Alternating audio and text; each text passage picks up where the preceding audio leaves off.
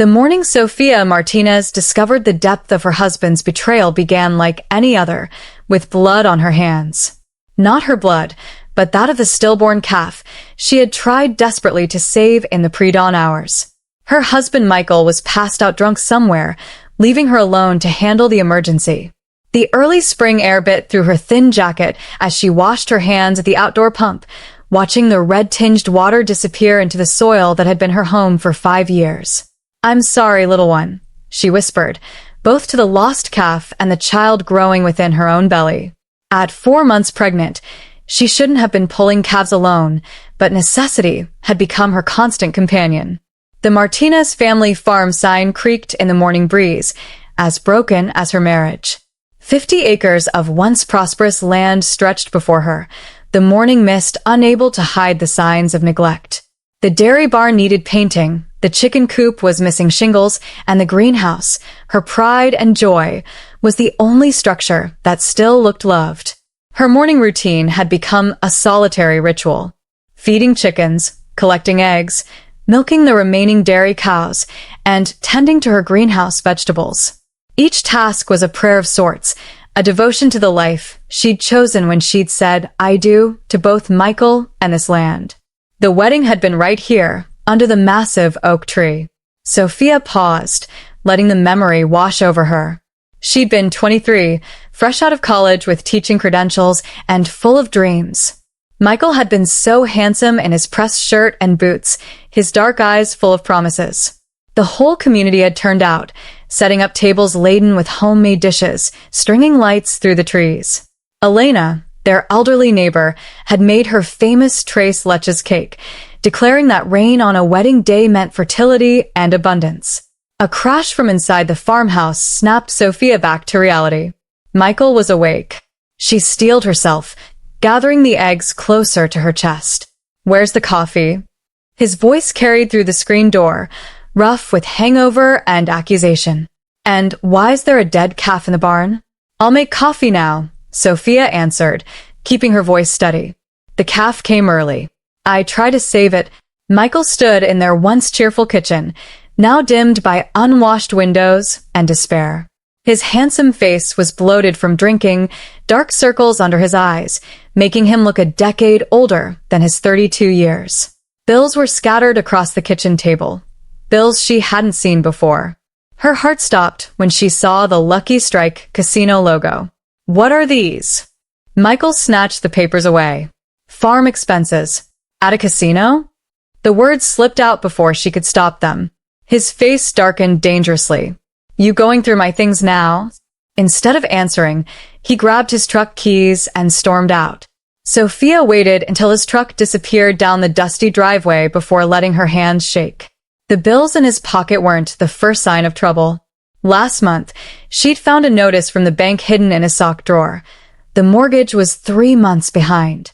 Their savings account meant for the baby had been steadily draining away. The sound of tires on gravel made her stomach clench, but it wasn't Michael returning. A sleek black SUV pulled up, and a well-dressed man stepped out. His shoes alone probably cost more than her monthly market earnings. "Mrs. Martinez?" "I'm James Crawford." His smile was practiced, professional. "I wonder if we might talk about your property." Before she could respond, Elena's screen door creaked open across the way.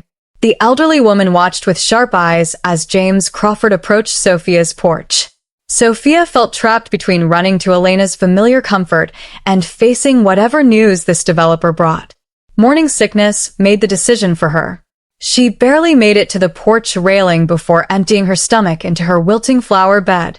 "She's pregnant, you fool." Elena's voice carried across the yard as she made her way over, her cane striking the ground with determined taps. "And you're upsetting her with your fancy suit and fancier promises." Michael's truck appeared on the horizon, returning far too early from his supposed feed store errand. One look at her husband's face told her everything. He'd been expecting James Crawford. The rain that began to fall felt less like fertility's blessing and more like heaven's tears.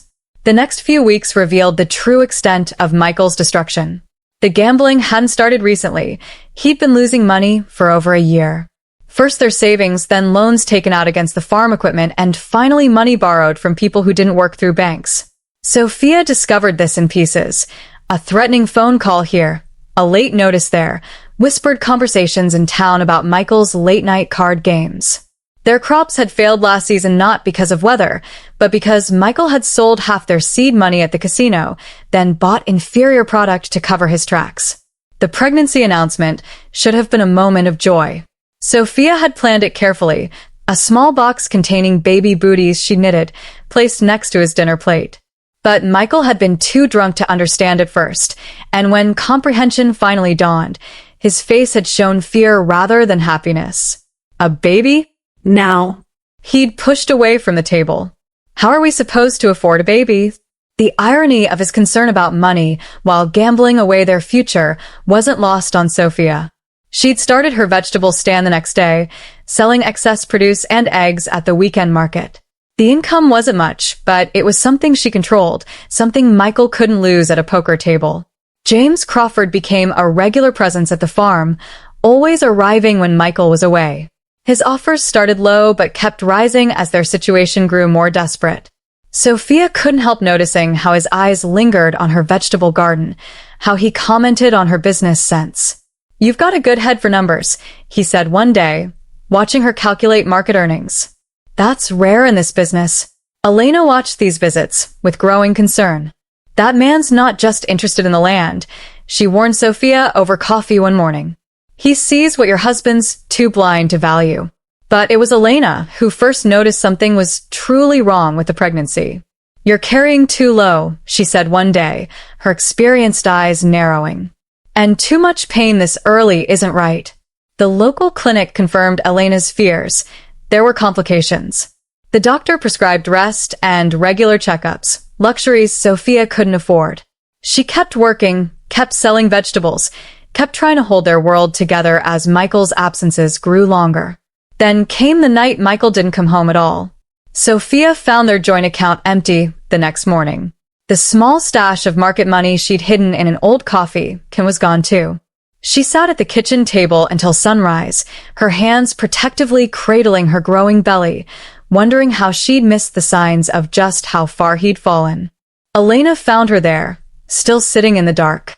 The older woman took one look at Sophia's face and knew. Without a word, she started making coffee and breakfast, moving around the kitchen like she belonged there. "My Roberto was the same way," Elena finally said, setting a plate of eggs in front of Sophia. "Gambling took him first, then alcohol. I lost the farm trying to save him." She paused, her weathered hand covering Sophia's. "Don't make my mistakes, Majida. Some men can't be saved."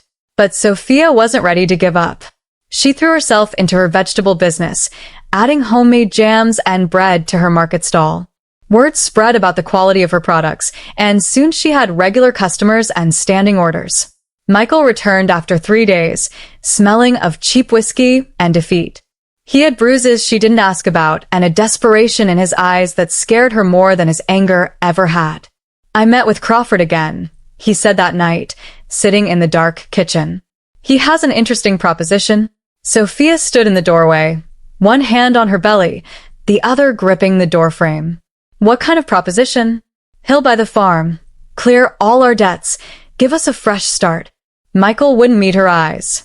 "There's just one condition." Thunder rumbled in the distance as Michael explained Crawford's terms. The developer wouldn't just buy their land.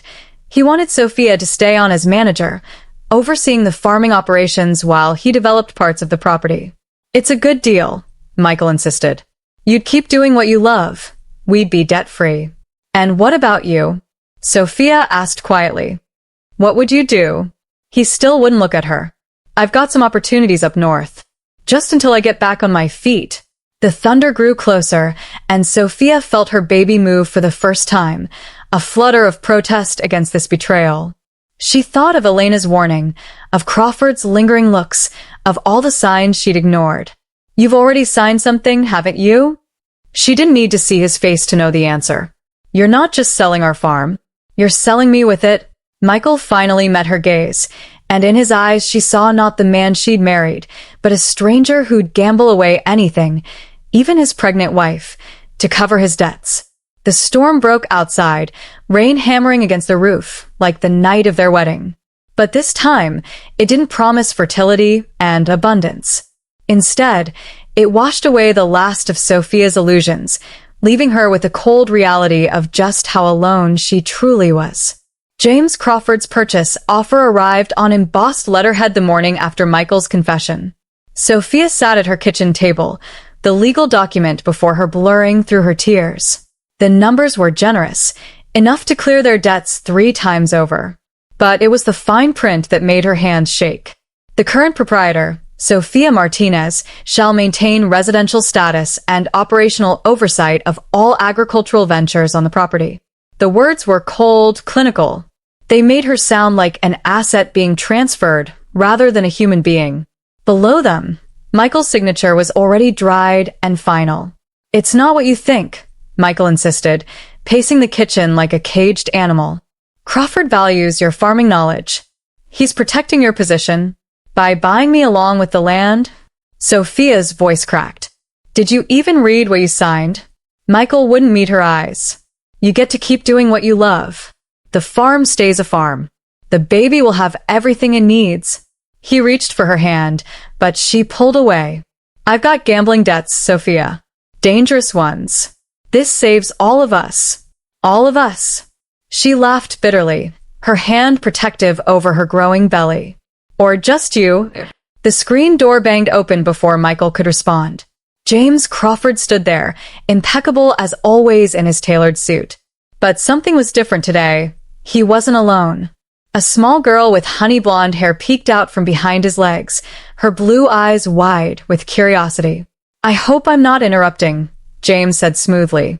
"I thought it was time for proper introductions. This is my daughter, Lily." He gestured to the child, who gave a shy wave. "She's been excited to see the farm." Sophia stared at the girl, thrown off balance by this unexpected development. In all his visits, James had never mentioned having a child. The girl couldn't be more than 8, and something in her eyes, a hint of old sadness, reminded Sophia of herself at that age. "Can I see the chickens?" Lily asked softly. "Daddy says you have babies."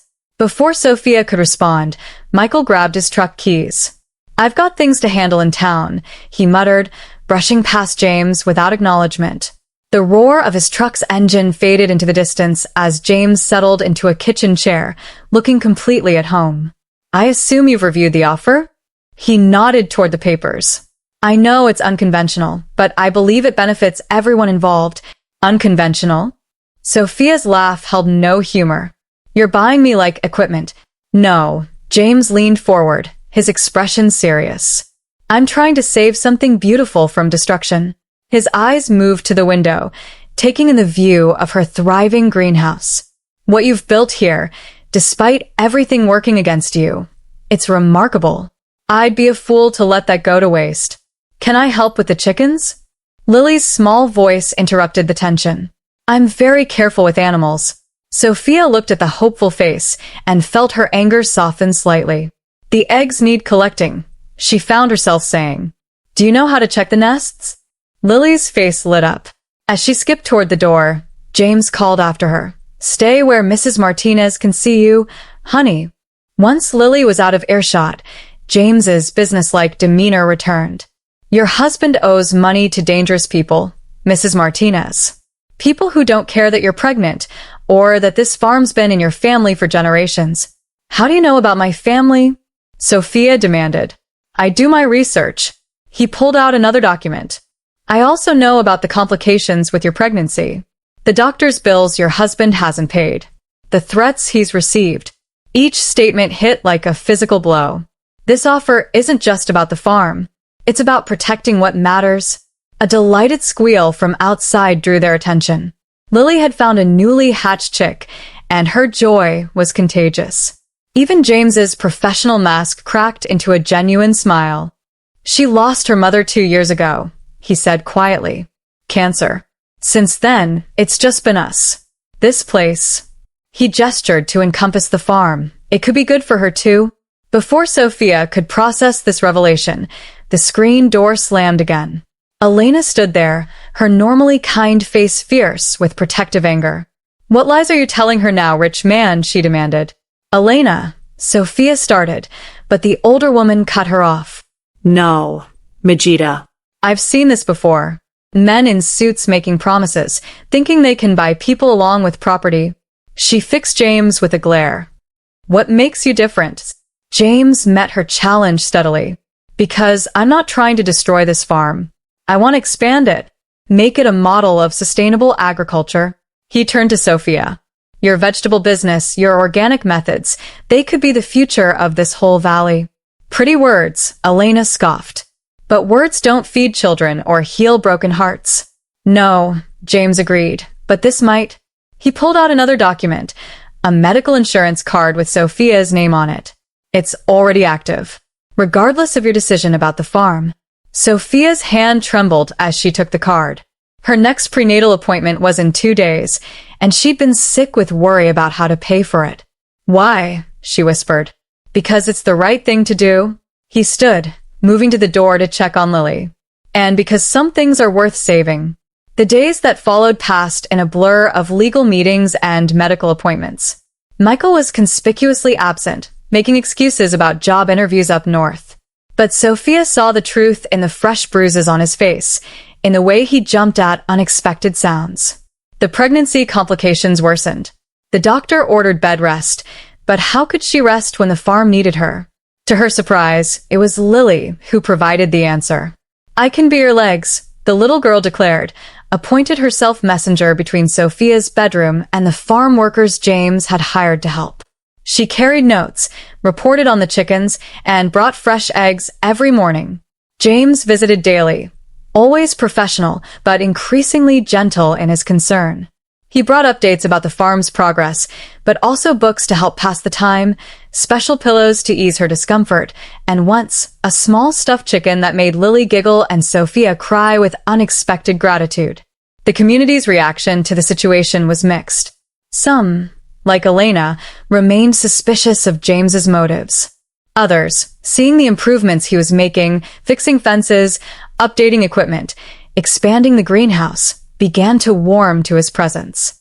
It was Elena who finally broke the news about Michael. He's gone, Majida, she said one evening, sitting beside Sophia's bed. Left town with some woman from the casino. They're saying he had a whole other life we didn't know about. Sophia waited for the pain of this betrayal to hit, but found only numbness. Perhaps she'd known, somewhere deep inside, that this was coming. Or perhaps her heart had space, now only for the child growing within her and the strange new family forming around her. James took the news of Michael's departure with carefully controlled anger.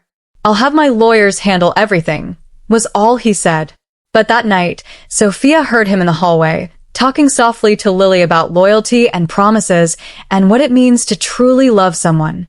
The farm flourished under James's management and Sophia's guidance. Her vegetable business expanded into a full organic line, with products being sold in stores across the county. The greenhouse doubled in size, and plans were drawn up for a farm stand on the property. But it was the small changes that meant the most. Lily's homework spread across the kitchen table, James's reading glasses left absent-mindedly by Sophia's bedside, Elena teaching them both her secret recipes while pretending not to approve.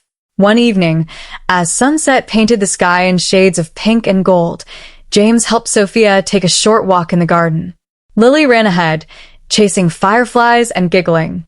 I never told you why I really bought this place, James said suddenly.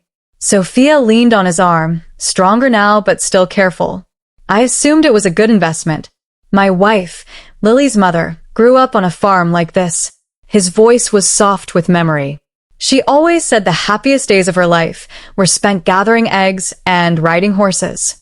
When she got sick, she made me promise to give Lily some of that happiness. He stopped walking, turning to face Sophia.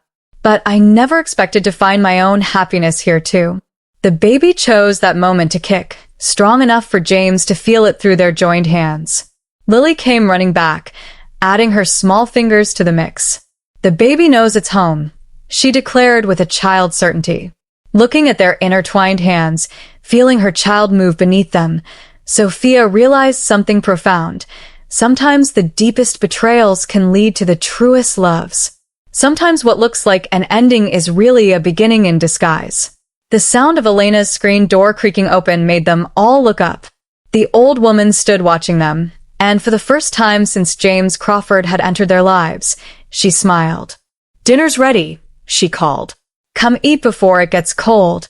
As they walked together toward the house, James supporting her steps, Lily skipping ahead, Elena waiting with open arms, Sophia felt the last shadows of Michael's betrayal fade away, replaced by the warm light of unexpected joy. The farm had always been her home, but now it was something more. It was her future, filled with possibilities she'd never dared to imagine. And as the evening star appeared above the old oak tree where she'd once made empty promises to Michael, Sophia silently thanked whatever twist of fate had turned betrayal into blessing. Inside, the kitchen was warm with Elena's cooking and Lily's laughter. James pulled out Sophia's chair with gentle care, his hand lingering on her shoulder. Tomorrow would bring new challenges, always did on a farm. But tonight, in this moment, everything was exactly as it should be. The scent of autumn, hay hung heavy in the evening air when Michael Martinez returned to destroy everything one last time. Sophia was in the greenhouse, carefully training new tomato vines with Lily's help, when Elena's urgent voice cut through the peaceful scene. "Mijita, he's back." Sophia's hands froze on the vine. After 8 months of silence, she'd almost convinced herself Michael was gone for good. But there he was, standing in the gravel driveway, looking both better and worse than she remembered. His clothes were expensive, new leather jacket, designer boots, but his face was gaunt, haunted.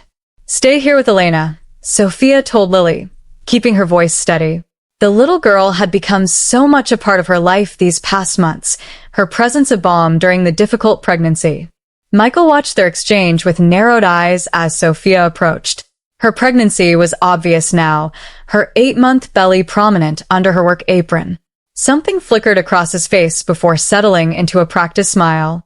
"You're looking well," he said, as if he hadn't abandoned her and their unborn child. "What do you want, Michael?" "Can a man visit his wife? See how his child is doing?" "Ex-wife," Sophia corrected. The divorce papers had come through last month, unopposed. "And this child stopped being yours the day you sold us to cover your gambling debts." The expensive facade cracked. "Look, I've changed. I've got money now. Real opportunities." A car door slammed behind them.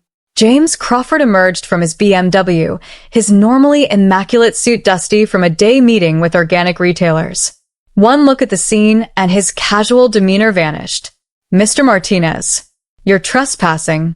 Michael's laugh held an edge of hysteria. "Trespassing? This was my farm. That's my wife. My baby." "Was," James emphasized, moving to stand beside Sophia. "You sold your rights to everything here. The divorce is final. The restraining order is active. You need to leave. Or what? You'll call the cops?" Michael's hand slipped into his jacket pocket.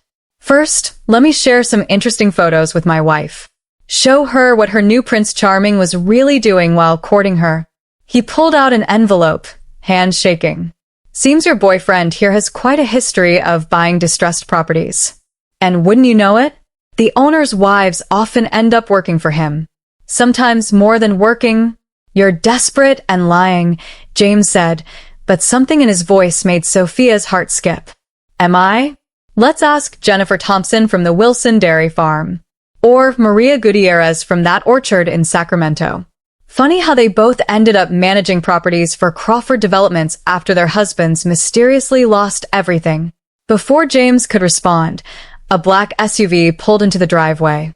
2 men stepped out, the kind whose business suits couldn't quite hide the violence beneath. "Martinez," the larger one called. "Time's up. Where's our money?" Michael's confident facade crumbled. "Just a few more days, Tony. I've got a plan dash." "Your plans got old 3 months ago." The man named Tony approached, his partner flanking him. "Mr. Chong isn't interested in plans anymore. He wants his $2 million plus interest." Sophia felt the blood drain from her face. $2 million plus interest, Tony repeated, smiling coldly. "Your ex-husband here thought he could double his money at the tables. Kept borrowing, kept losing. Now Mr. Chang's patience is gone. James stepped forward. This is private property. Take your business elsewhere. Tony's smile widened. Oh, but this is the property we're here about. See, Michael here offered it as collateral. Showed us all the papers proving he still had rights to it. Impossible, James snapped. I have ironclad contracts, Forged, Michael interrupted, his voice small. The papers I showed them, I forged your signatures. Both of you.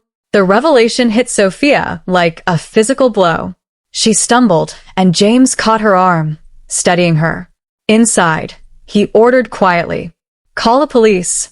But before she could move, Michael pulled out a gun. The weapon shook in his hand, but his desperation made him more dangerous, not less. "Nobody's calling anyone," he said. "James is going to write a check to clear my debt. Then he's going to sign the farm back over to me. It's the only way this ends clean." "Michael, think about what you're doing," Sophia pleaded. "Think about our baby." "I am thinking about the baby," he shouted. "You think I want my child raised by this fraud? He's using you, Sophia, just like he used all the others." "That's enough." James's voice cracked like a whip. "You want the truth?" "Yes, I bought distressed properties. Yes, I hired the former owners' wives to manage them. Because they were the only ones who truly cared about the land, who knew how to make it thrive. I gave them jobs, independence, a chance to save what they loved. Ask Jennifer Thompson about her award-winning dairy operation. Ask Maria Gutierrez about her organic certification. And what about your wife?" Michael sneered. "The one who conveniently died." James went very still. From Elena's house came Lily's voice, calling for her father. The sound seemed to break something in him. "My wife," he said quietly, "died of cancer 2 years ago. She grew up on a farm like this one. Made me promise to give Lily the same kind of childhood. That's why I buy these properties. That's why I keep them as working farms. To honor her memory." The gun in Michael's hand wavered. For a moment, Sophia thought she saw understanding flicker in his eyes. Then Tony stepped forward. "Very touching. But Mr. Chong doesn't care about your dead wife or your little girl. He wants his money." Now. A sharp pain shot through Sophia's abdomen. She gasped, doubling over. James caught her as her knees buckled. "The baby," she whispered. "Something's wrong." Everything happened at once. Elena burst out of her house, Lily in tow, screaming for help. The sound of police sirens wailed in the distance. Elena must have called them earlier. Michael, distracted by Sophia's distress, lowered the gun slightly. Tony moved to grab it, but Michael panicked, squeezing the trigger. The shot went wild, shattering the greenhouse glass. Lily screamed. James shielded Sophia with his body as police cars roared into the driveway. "Drop the weapon," multiple voices commanded. Michael stood frozen, the gun hanging limply from his fingers. "I just wanted to fix things," he whispered, looking lost. "I just wanted my family back." The gun clattered to the ground. As officers swarmed the scene, Sophia's pain intensified. "The baby's coming," she gasped. "It's too early." The next hours passed in a blur of hospital corridors and medical terms. Preeclampsia, the doctors said. Emergency C-section. The baby's heartbeat was erratic. James never left her side, his steady presence anchoring her through the fear. "I'm sorry," he said while they waited for the surgical team. "I should have told you everything. About the other farms? About all of it. My wife's dying wish. The promise I made. How seeing you fight for this land reminded me of her. How watching you with Lily healed something in both of us." Sophia gripped his hand as another contraction hit. "Tell me one thing. Was any of it real? What's grown between us?" "All of it," he said fiercely. "Every moment. Every feeling. When I bought this farm, I thought I was just keeping another promise. I never expected to fall in love again." The surgical team arrived before she could respond. As they wheeled her toward the operating room, she heard Elena arriving with Lily, their voices carrying down the corridor. Her family, not the one she'd expected, but the one she'd found. The operation was difficult. The baby, a boy, came into the world silent and blue. For endless seconds, they worked to make him breathe. Sophia, still under anesthesia, didn't see James fall to his knees in prayer, or Elena clutching her rosary, or Lily pressing her small hands against the nursery window. Finally, a cry pierced the silence. Strong, angry, alive. Like his mother, the child was a fighter. Hours later, Sophia woke to find James dozing in a chair beside her bed, Lily curled in his lap. Elena sat on her other side, knitting what looked like a baby blanket. "Michael?" she asked hoarsely. "In custody," Elena answered. "Him and those men. The police found evidence of all sorts of crimes. He'll be gone a long time, Majida. The babies?" "Strong and beautiful," James said, stirring awake. "Like his mother. Would you like to hold him?" A nurse appeared with a small bundle. "He's been waiting to meet you properly." As Sophia held her son for the first time, she marveled at his perfect fingers, his dark curls, the way he seemed to know exactly where he belonged. Lily climbed carefully onto the bed for a closer look. "He needs a name," the little girl announced. Sophia looked at James, then at Elena, then back at her son. "Daniel," she said finally. "It means God is my judge. Because only God can judge the path that brought us here." "Daniel Crawford has a nice ring to it," James said quietly. Sophia's eyes snapped to his. What? He shifted nervously in his chair. "I know the timing is all wrong, and there's so much still to settle with Michael and the farm and everything else. But I love you, Sophia. You and Daniel both. When you're ready, if you're ever ready, I'd like to make this family official." Before she could respond, Lily piped up. "Say yes." "Then I can be a big sister for real." Sophia looked at her strange, beautiful family. The businessman who'd bought her farm but won her heart, the child who'd helped heal them both, the old woman who'd become a second mother, and now this tiny new life in her arms. The path here had been painful, marked by betrayal and fear.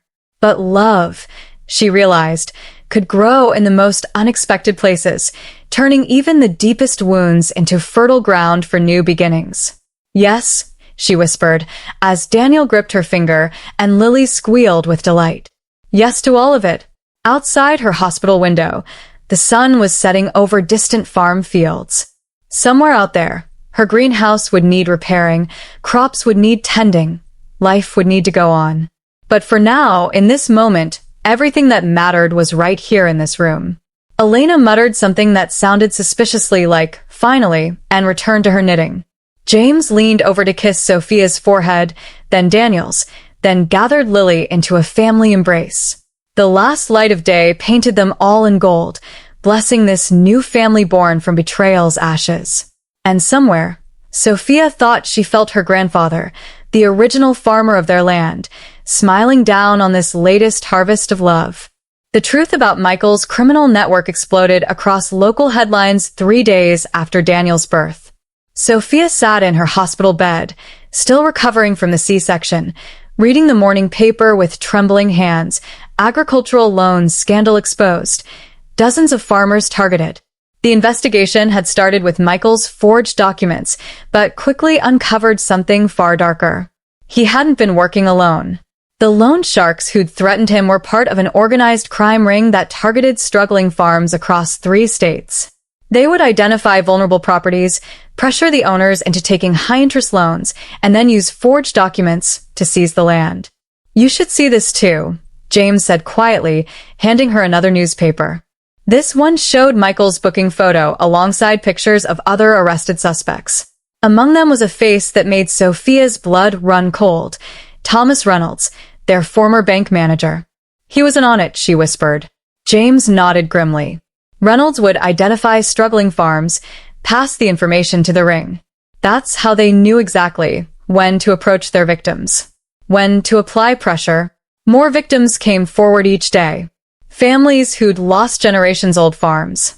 People who'd been threatened, manipulated, destroyed. The pattern was always the same. First, the bank would suddenly change their loan terms. Then mysterious investors would appear offering help. Elena arrived that afternoon with fresh tamales and more news from town. "They found papers in Reynolds' office," she reported. "Lists of targets. We weren't the only ones, Majida. just the only ones who escaped. Because of James, Sophia realized, looking at the man who'd become so much more than her farm's buyer. But James shook his head. Because you were stronger than they expected. They thought buying the farm and offering you a management position would keep you quiet. They didn't count on you building it into something bigger. The success of Sophia's organic venture had drawn attention, legitimate attention from real investors and media. It had made it impossible for the criminal ring to operate in the shadows as they'd planned. That evening, as Daniel slept peacefully in his hospital bassinet, James finally shared his full history with Sophia. He sat beside her bed, Lily drowsing in his lap, and told her about Claire, his late wife. She grew up on a farm in Iowa, he said softly. Her family lost it during the 80s farm crisis. She never got over it. When she got sick, she made me promise two things: to give Lily the farm childhood she'd lost, and to help other families keep their land. That's why you buy struggling farms, Sophia realized. Why you keep them operating instead of developing them. Claire taught me that land isn't just property. It's heritage, identity, future. He stroked Lily's hair. When she died, I thought keeping those promises would be enough. I never expected to find a woman who understood that bone deep, who could help heal both my daughter and me. Lily stirred at the mention of her mother. Daddy, tell Sophia about Mommy's garden. She mumbled sleepily. Your mother had a garden? Sophia asked gently. She tried to recreate her family's farm in our backyard. James smiled at the memory. That's how I learned about crop rotation and organic methods. She said every seed we plant is an act of hope. The media attention intensified as more details of the scandal emerged. Reporters wanted to interview Sophia, the pregnant farmer's wife who'd turned betrayal into success, who'd exposed a criminal empire by refusing to give up her land. But the story Sophia found herself most drawn to wasn't about crime or corruption. It was about Claire Crawford, the farmer's daughter who'd lost everything but made her husband promise to protect other families from the same fate, who'd loved the land so much that even death couldn't stop her from saving other farms through the man she'd left behind. She would have loved you, Lily declared one afternoon, helping Sophia feed Daniel. Mommy always said farmers are special because they know how to make broken things grow. Elena, who'd appointed herself guardian of both mother and baby, nodded wisely. That one up there, she pointed heavenward. She's been watching over all of us, guiding things. Looking around at her unlikely family, James reading market reports by the window, Lily singing softly to Daniel, Elena knitting yet another baby blanket. Sophia felt the truth of it. Sometimes love worked in mysterious ways, planting seeds of hope in the ashes of betrayal, growing new families from broken pieces of the past. The media called it a story of crime and redemption. But Sophia knew it was really about something else, about how love, like the most stubborn crop, could flourish in the hardest soil as long as someone had faith enough to keep tending it. Labor came like a thunderstorm, sudden, violent, and 3 weeks too early. Sophia was in the greenhouse when the first contraction doubled her over, sending clay pots crashing to the ground. The sound brought Elena running from her house, one look at Sophia's face telling her everything she needed to know. Dios mío. It's too soon. Elena's weathered hands steadied Sophia as another contraction hit. James. Rapido. But James was in court, testifying against Michael and the loan shark ring. The trial had consumed the past week, unearthing more victims and deeper corruption with each passing day. Sophia's phone went straight to his voicemail. Hospital. She gasped as blood began soaking through her dress. Something's wrong. Elena's face went pale. She'd seen that same look of fear on her own daughter's face years ago, before hemorrhaging had taken both mother and child. No, Majida. Not you too. The ambulance seemed to take forever, though Elena later said it was only minutes. Paramedics swarmed the greenhouse, their voices urgent but professional. Placental abruption, one said. BP dropping. Words that meant nothing and everything to Sophia as darkness crept at the edges of her vision. Save my baby, she whispered before consciousness slipped away entirely. She woke to chaos, hospital lights, rushing doctors, James's voice somewhere distant arguing with someone. Through the haze of pain and medication, she heard fragments, or 3 ready, emergency C-section, critical condition, James. Her voice sounded weak even to her own ears. Suddenly, he was there, still in his court suit, face drawn with worry. I'm here, love. Hold on. Lily, safe with Elena. Focus on you now. His hand gripped hers. You're both going to be fine. But the doctors' faces told a different story. The placenta had completely separated, they explained. The baby was in distress. And Sophia was hemorrhaging badly. We need consent, a surgeon was saying. The procedure carries risks. Do whatever you have to, James interrupted. Save them both. Sir, you don't have legal authority, I'm her power of attorney, a new voice interrupted. Michael stood in the doorway, police escort beside him, holding a manila envelope. And I'm giving consent. Sophia tried to focus on his face through the pain. He looked different, the arrogance gone, replaced by something like remorse. The court released me to sign these, he explained quickly. Full legal rights to James, medical proxy, everything. I'm so sorry, Sophia. For all of it. She wanted to respond, but another contraction ripped through her, monitors screaming as her blood pressure plummeted. Now, the surgeon ordered, and Sophia was being rushed down fluorescent-lit hallways, James running alongside until they reached doors he couldn't pass through. I love you, she heard him call before the anesthesia took her. The operation was complex and dangerous. While surgeons fought to save mother and child, the hospital waiting room filled with faces, Elena clutching her rosary, Lily curled against James, Michael sitting apart, head bowed. Farmers from neighboring properties arrived, then townspeople who'd watched the whole saga unfold. Inside the OR, Sophia's heart stopped twice. Each time, doctors brought her back, their determination matching her own will to live. The baby, when finally delivered, was tiny and blue, not breathing. Come on, little one, the pediatrician murmured, working frantically. Your mama's fighting so hard for you. In the waiting room, James paced while Lily slept fitfully. Michael approached cautiously. I never meant for any of this, he said quietly. The gambling, the loans, it spun out of control so fast. Save your confessions, James snapped. She might die because of you. I know. Michael's voice cracked. That's why I made the deal with the DA. Full confession, testimony against the entire ring, in exchange for coming here to sign over all rights. She deserves to be happy, James. The baby too.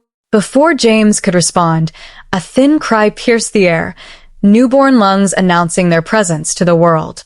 The waiting room collectively held its breath until the surgeon appeared, exhausted but smiling.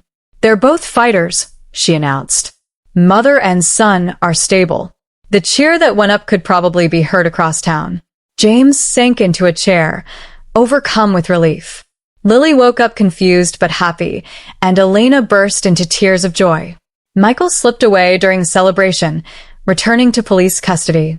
His testimony would eventually help convict dozens of corrupt bankers and loan sharks, but that story belonged to another day. Sophia's first clear memory after surgery was James's face, tears streaming unashamedly as he held their son. He's perfect, James whispered. Strong, like his mother. Daniel, Sophia murmured. His name is Daniel. Daniel Crawford, James agreed, then reached into his pocket. Which brings me to this. The ring was simple but beautiful, a diamond flanked by tiny emeralds the color of new leaves. I've been carrying this for weeks, he admitted, waiting for the right moment. Then today, thinking I might lose you both. His voice broke. Marry me, Sophia. Make this family official. Yes, she whispered as Lily clapped and Elena muttered, poor Finn, from the doorway. The next weeks brought more changes. Michael's testimony exposed the entire criminal enterprise. Farms were returned to their rightful owners, with James's company helping many restore their operations. The community rallied around Sophia and Daniel, bringing meals, offering help, showing that family wasn't just about blood. Sophia recovered slowly but steadily. Each day brought new strength, new joy in watching Daniel grow and Lily blossom as a big sister. James proved himself not just a successful businessman, but a devoted father to both children. The wedding was held in spring, under the same oak tree where Sophia had once made different vows. This time, the promises were deeper, tempered by trials and strengthened by choice rather than obligation. Elena, now officially Mabuela to both children, cried through the entire ceremony. The community turned out in force, not just to celebrate, but to witness redemption in its purest form. As James kissed his bride, Daniel cooing in Elena's arms and Lily scattering flower petals, Sophia felt the rightness of it all. The farm that had nearly been lost now flourished, its soil enriched by tears and triumph. The family that had grown from betrayal's ashes was stronger for its scars. Later that evening, as guests danced and celebrated, Sophia found a quiet moment to visit her greenhouse. The new glass panels gleamed in the sunset, the tomato vines heavy with fruit. Everything that had happened, the pain, the fear, the desperate choices had led to this moment. James found her there, wrapping his arms around her from behind. Happy's. Complete, she corrected, leaning back against him. Through the glass, they could see Lily teaching Daniel to wave, Elena watching proudly from her rocking chair. Your grandfather would be proud, James murmured. His land is safe, growing new dreams for a new generation. Sophia turned in his arms, touching his face gently. Thank you for saving us. No, love. He kissed her softly. You saved yourself. You saved all of us. I just had the good sense to recognize a miracle when I saw one. The setting sun painted the greenhouse in shades of gold, blessing this new beginning. Outside, their guests laughed and danced, celebrating not just a wedding but the triumph of love over betrayal, of hope over despair. Sophia looked at her husband, the words still new and wonderful, and saw their future in his eyes. It wouldn't always be easy. Life rarely was, especially on a farm. But they had built something precious from the wreckage of the past. Come on, she said, taking his hand. Our family's waiting. Together they walked into the evening light, toward their children, toward Elena's welcoming smile, toward all the seasons yet to come. The farm stretched out around them, its soil rich with stories of loss and love, betrayal and redemption. And in the end, that's what the land teaches us, that even the deepest wounds can heal, bringing forth harvests sweeter for the struggle that preceded them. The twins were a surprise that even the most sophisticated ultrasound technology had missed. After Daniel's dramatic entrance, his sister Sophia made her appearance 7 minutes later, giving the delivery team barely enough time to react. Where Daniel had his mother's dark curls, little Sophia emerged with Lily's golden hair, a perfect balance of past and future. Dos milagros, Elena whispered, tears streaming down her weathered cheeks as she held both infants. God has a sense of humor, giving us twice the blessing. James couldn't stop staring at his expanded family, wonder etched on his face. 3 children, he kept saying. We have 3 beautiful children. The news reached Michael in rehab, where he'd checked himself in immediately after his testimony concluded. His letter arrived a week after the twins' birth. Dear Sophia, the therapist says I should make amends, but how do you apologize for destroying what was meant to be the happiest time in someone's life? Twins. I would have been a father to twins. Instead, I'm learning to be human again. The program is hard, but not as hard as facing what I almost cost us all. Every day, I learn more about why I gambled, why I betrayed the ones I loved most. It wasn't the money or the thrill. I was trying to feel worthy of you, of the farm, of everything I thought I had to be. James visited yesterday. He showed me pictures of the babies. They're beautiful, Sophia. Perfect. He also offered me a job when I get out, working with other farmers who've fallen into addiction and debt. Says my experience could help prevent others from making my mistakes. I don't deserve his kindness or your forgiveness, but I'm working to become someone who might, someday, take care of our children. Love them enough for both of us. Michael. Sophia read the letter with James beside her, both twins sleeping peacefully in their bassinets. He's really trying, she said softly. People can change, James agreed, when they have the right motivation. The formal wedding proposal came on a Sunday morning, with Lily as James's co-conspirator. She brought breakfast in bed, slightly burnt toast and wobbly eggs, while the twins cooed in their father's arms. "Daddy has a question," Lily announced, practically bouncing with excitement. "And I helped pick the ring." James settled the twins carefully before kneeling beside the bed. "I had a whole speech planned," he admitted, "about second chances and building something beautiful from broken pieces. But looking at our family now, I realize it's simpler than that." He opened a small box revealing a vintage ring with 3 stones, one for each child. Lily interjected proudly. "Marry me," James said simply. "Make official what our hearts already know." "Yes," Sophia answered through happy tears. 1,000 times yes. Lily's joy at becoming an official big sister was infectious. She took her role seriously, reading stories to the twins, helping with bottles, and proudly telling everyone at school about her expanded family. "But how did you get 2 babies at once?" her teacher asked, amused. "God knew we had enough love for both," Lily answered with absolute certainty. The farm's transformation mirrored their family's growth. Sophia's organic program expanded beyond produce into artisanal cheese and farm-to-table experiences. James's business acumen combined with her agricultural expertise created something unique, a working farm that was also an educational center and community hub. Elena's cooking classes became legendary, drawing visitors from across the state. Her traditional recipes, passed down through generations, found new life in the farm's kitchen.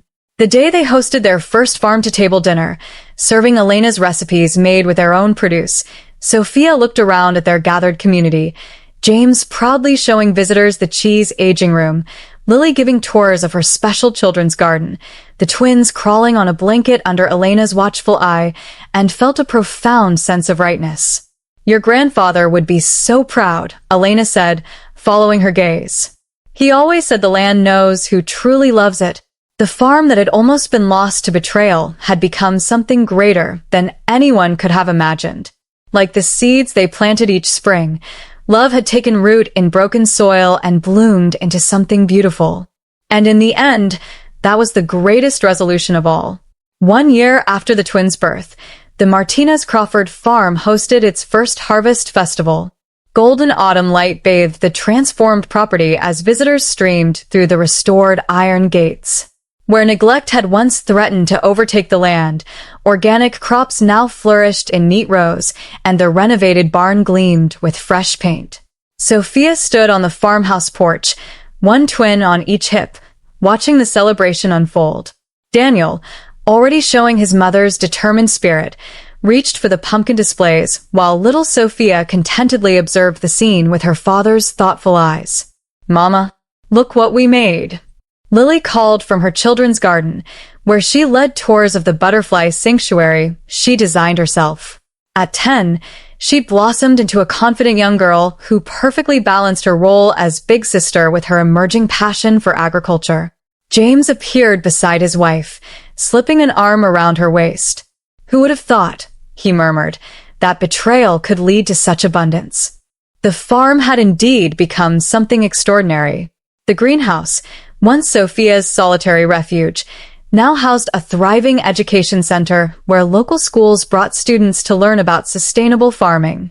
Elena's cooking classes had expanded into a full culinary program, teaching traditional recipes using the farm's organic produce. Even Michael had found his place in the story of redemption. After completing rehab, he'd taken James's offer to work with struggling farmers, using his experience to help others avoid the pitfalls he'd fallen into. Today, he stood at a booth providing resources about gambling addiction and farm financial management, his quiet dignity a testament to genuine change. "Majita," Elena called from the outdoor kitchen, where the aroma of her famous tamales drew eager crowds. "The governor's here." Indeed, the state's highest official had come to recognize the farm's innovative programs. What had started as Sophia's desperate attempt to save her land had grown into a model of agricultural sustainability and community engagement. Mrs. Crawford, the governor greeted her, using her new married name. "Your farm-to-table program is exactly what the state needs. Would you consider expanding to other counties?" Before Sophia could respond, a commotion near the barn drew everyone's attention. Lily's voice rang out clear and excited. The foal's coming. The farm's first horse birth became an impromptu lesson as families gathered to witness the miracle. James held the twins up for a better view while Sophia and the veterinarian guided the mare through her labor. When the foal finally stood on wobbling legs, a cheer went up from the crowd. "Life finds a way," Elena observed, wiping happy tears. "Just like you did, Majida." As evening approached, lanterns illuminated the paths between vendor stalls and activity areas. The old oak tree, witness to so much of their story, sparkled with tiny lights. Beneath it, tables groaned with Elena's cooking and contributions from neighboring farms. Sophia found a quiet moment to slip away to her greenhouse. The tomato vines still grew here, alongside new experimental crops and heritage vegetables. This place had been her sanctuary during the darkest days, and now it stood as a testament to resilience. "Penny for your thoughts," James said softly, finding her among the plants. "Just remembering," she replied, touching a tomato vine. "A year ago, I thought I'd lost everything. Now look at what we've built." Their moment was interrupted by the twins' simultaneous demands for attention, carried in by a laughing Lily. "They want to see the night-blooming jasmine open," she explained. The family gathered in the greenhouse, watching the delicate white flowers unfurl in the twilight. Other festival guests drifted in, drawn by the peaceful scene and sweet fragrance. Michael approached hesitantly, standing at a respectful distance. "The support group meetings have been full," he reported quietly. 3 farmers saved their properties this month. Sophia nodded, acknowledging how far they'd all come. The man who had once betrayed her now worked to prevent others from making the same mistakes. It wasn't forgiveness exactly, but it was something like peace. As night fell completely, the community gathered for the festival's closing ceremony. Lanterns were released into the sky, each carrying hopes for the coming year. Lily helped the twins hold their lanterns, while Elena led everyone in a traditional blessing for the land. "To think," James whispered to Sophia, "all this grew from the seeds of tragedy." "No," she corrected gently. "It grew from love. Your love for Lily that made you want to save farms like her mother's. Elena's love that kept me going through the darkest days. Even Michael's love, twisted as it was, that finally taught him to change." The lanterns drifted higher, their light merging with the stars. Below, the farm stretched out in all directions, its fertile soil holding the promise of future harvests. The twins dozed in their parents' arms while Lily pointed out constellations to her friends. Elena appeared with her traditional end-of-harvest hot chocolate. "Next year will be even better," she declared with certainty. "The land knows it's loved again." Looking at her expanded family, James's strength, Lily's joy, the twins' innocence, Elena's wisdom, even Michael's redemption, Sophia felt a profound sense of gratitude. The betrayal that had nearly destroyed her had instead given her a larger life than she'd ever imagined. The last festival guests departed, leaving the farm in peaceful darkness. Tomorrow would bring new challenges, crops to tend, classes to teach, lives to touch. But tonight, under the star-filled sky, Sophia knew that every seed planted in sorrow had bloomed into unexpected joy. "Come," she said to her family. "Let's go home." And home it was, in every sense that mattered. This land that had witnessed betrayal and redemption, these people who had chosen to love beyond boundaries, this life they'd built from broken pieces, made whole again. The twins stirred, Daniel reaching for the stars while Sophia snuggled closer to her mother's heart. Lily skipped ahead, humming Elena's harvest songs. James squeezed Sophia's hand, his touch conveying all the words they didn't need to say. Together they walked toward the farmhouse, leaving behind the lantern-lit paths and festival remnants. Tomorrow would bring new visitors, new challenges, new opportunities to grow. But tonight belonged to them. This family forged in fire, strengthened by love, rooted in land that had seen both betrayal and blessing. And in the gentle night breeze, the old oak tree whispered ancient truths about love and loss, endings and beginnings, and the eternal promise of seeds planted in faith.